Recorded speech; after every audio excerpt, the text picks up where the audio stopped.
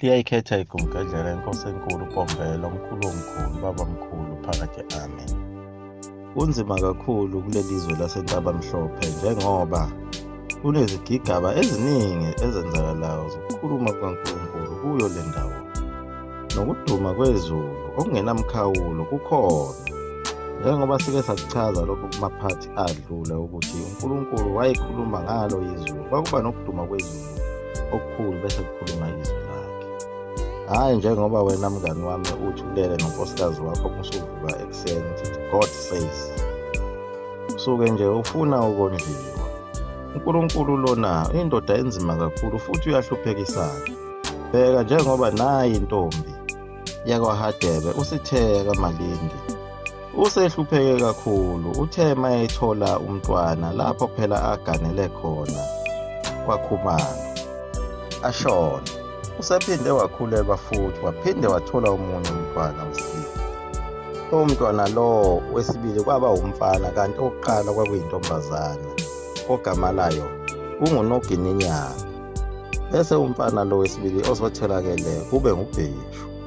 uBheshu lona uthe eseqala ekhasa naye wahamba emhlabeni. Waphinde wakhulelwa futhi wathola omunye futhi umntwana wentombazana ogama lakhe kunguJobindaba. Naye washona futhi. Waphinda futhi wathola omunye futhi umntwana wentombazana ogama layo kunguSitho. Naye futhi usendele kwelamathongo. Ithemba selilahlekele impela lentombi yakwaMthimkhulu njengoba isizalele inhlabathi kwaze kwaba kane.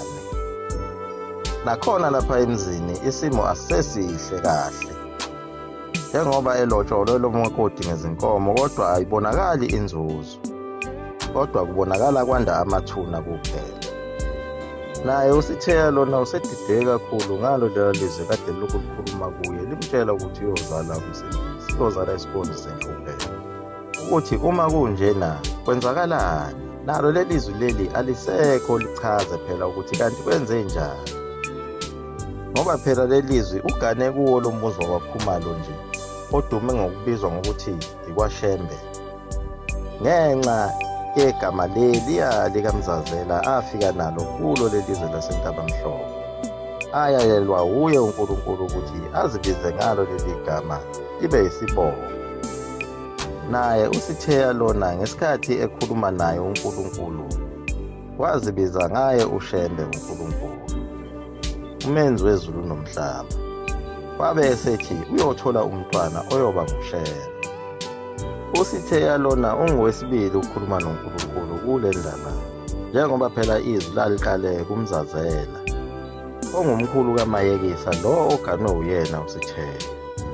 Sikaze sizwe ukuthi lelizwi lake lafika kuye uNhliziyo noMayekisa. Naye uNhliziyo ongubabezala kuye uSitheya lona usenkingeni ngoba phela uyena uzikhethele le ntombi yakhona ebukhosini bamaHlubi kwaHadebe. uNhliziyo phela wayeyinduna enkulu yayo inkosi uLangalibalele khona lapha kwaHadebe. Bese kuthi uMayekisa yena wayeyinduna yamabutho akhona lapha ebukhosini bakwaHadebe. Yikho kanye lokho kwenza ukuthi uNhliziyo akwazi ukuthi ebe nethuba elenele lokubona le ntombi ewuSitheya ayihlolisise kahle nokuziphatha kwayo. Kodwa laselukhona ungabazane uma sekugcwele amaliba kulo muzi wakhumalo ngokufika nje kwale ntombi. Naye futhi uMayekisa wayekhubekile kakhulu kodwa nje wayedla imhlathi phela endulo abantu bakhona babehlonipha kakhulu oyise babo. Wayengeke nje aze amsole uyise ngokuthi uwe baba othe angithathe le ntombi yakwaHadebe esizobanga amathuna kulo muzi. Kodwa waye wathi kubaba wakhe ukhona enye intombi aseyibonile uyathanda ukuthi izogana la ekhaya. uNhliziyo wamvumela uMayekisa uma esho kanjalo ngoba wayesesola ukuthi mhlawumbe ngenzeka enhliziyweni yakhe uyakhalaza ngako ukuthatha le ntombi yakwaHadebe. Le ntombi yakwaHadebe isizithwele futhi okwesihlanu. yayilokhu ibambe umoya njalo ngokuthi njengoba isiyithwele nje hleze nalo mntwana angaphuphuma noma azalwe ashona. Kodwa yazibuza ukuthi liphi kanti lela lizwi elalimthembisa zonke lezi zinto, ukuthi uyozala umuntu omkhulu emhlabeni oyosindisa isizwe sabantu abaningi. Alikho linyamalele, kodwa lento akayithi vu kulela bandla lakhe lamawesili lapho phela asonta khona, ngoba zonke lezi ngane zihambe emhlabeni bekhona abazalwane bakhe basewesili bemthandazela, kodwa akaze azuza lutho. Kwaqhubeka ukuhamba kwabantwana emhlabeni. Phela kufanele ngoba babebiza lo yaNkulunkulu owayefike nabo laba bantu ababaxoshe ey'ndaweni zabo baze bafaka emapulazini abo bazobasebenzisa khona. Angeke abasize lo yaNkulunkulu ofike nabacindezeli. Esekhulelwe le ngane yesihlanu, baqala manje ukwenzeka izibonakaliso namaphupho athize ajulile. Lapha itholakala khona esephupha ebona abantu befika beshaya ujenga beze kuye bembethe izingubo ezimhlophe. Asazi ukuthi babevelaphi laba bantu abambatha okumhlophe. Laba bantu babemboza amakhanda abo njengoba usuke ubona amasukumane, kodwa bona babefaka okumhlophe kodwa. Uma befika kuye babe bethi, wena ubusisiwe, ukhulelwe, uzozala umntwana oyosindisa zonke izizwe.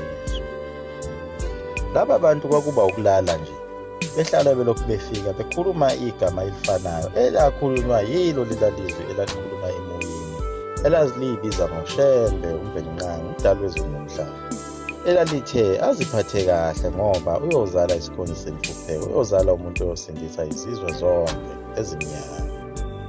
Waze wahlanganisa izinyanga eziyisithupha lingayibekile phansi lelizwi eliqhamuka kulamakhosazana aqhamuka ezulwini, elihlale lilokhu likhuluma into eyodwa njalo. Waze waqala ukukhathazeka manje, phela usenenhliziyo ebuhlungu ngoba phela bonke abantwana bakhe bayahamba, sekuhambe abantwana bakhe abane. Kodwa manje sekuqhamuka abantu abazombalisela ngamaphupho, abazomtshela insumansumane yonke. Phela le ntombi yakwaHadewe yayingayixoxi zonke lezi ndaba nabantu, kodwa kwaze kwamphoqa ukuthi alixoxe leli phupho lakhe nabantu, ngoba phela wayibonakala esokole ngaso sonke isikhathi, ebonakala njengomuntu onomzwangedwa. Bese besondela kuye bembuza ukuthi ngabe udliwa yini intombi kaHadewe. Naye wayebona ukuthi laba bantu banosizi bayamdabukela, kodwa esaba kuyixoxa le ndaba. Wagcina eseyixoxile le ndaba ukuthi ubona abantu abaqhamuka ezulwini abagqoke izingubo ezimhlophe abathi uyozala inkosi eyobusa zonke izizwe futhi eyosindisa izizwe zabantu abamnyama. Uyixoxa nje le ndaba sebethe wathalala abantu bomndeni wakwaKhumalo nomakhelwane. Bafuna ukuzwa phela ukuthi yini lento emhlupha kangaka, ngoba bayabona phela ukuthi kungenzeka ukuba ukhathazeke ngenxa yezingane zakho ezihambile emhlabeni, kodwa sekwedlulele. Kodwa bathi mabeyizwa le ndaba le akekho ongahlekanga, bahleka bonke baze babhuquza phansi. Wadumala kakhulu lapho Sithe ayibona ukuthi abantu kabayikholwa lento ayishoyo, ukuthi uzozala inkosi eyosindisa zonke izizwe zabantu abamnyama. Abantu phela babebuka lolu sizo olukhona lokuthunjwa ngamangisi namabhunu lase lukhona kuleli lizwe, ukuthi ngabe ubani umuntu oyokhulula abantu kule nkinga enkulu kangaka na. Futhi abanye base behaqwe yiyo inkolo yayifike nabo labantu abamhlophe bezizwe, sebethathekile yiyona futhi ubona ukuthi bakholelwa kakhulu kuyona. Phela labeshumayeli ababeqhamuka eScotland naseBritain, laba esikhulume ngabo ababethunywe kuye phela uQueen, babenze umsebenzi omkhulu futhi omuhle ukuba bebakhohlise laba bantu, ngoba phela abantu basebekholelwa kakhulu ukuthi uNkulunkulu ukhuluma nabefundisi kuphela, akhulumi nomuntukazana ikakhulukazi omnyama.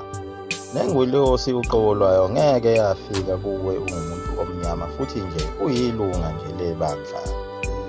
Ikhona lokhu kwakwenza ukuba beyihleke kakhulu le ntombi ngoba yayiphupha eminye. Lonke izwi likaNkulunkulu likhuluma kumlungu, owumfundisi noma owumshumayeli. Iyaguqa lapho igumgedlela, mzukulu amafutha omkhovu, uthi uyintombi neso, umakhuluskopu ngenzani, imali yami igcwele isikhwama phakathi ami.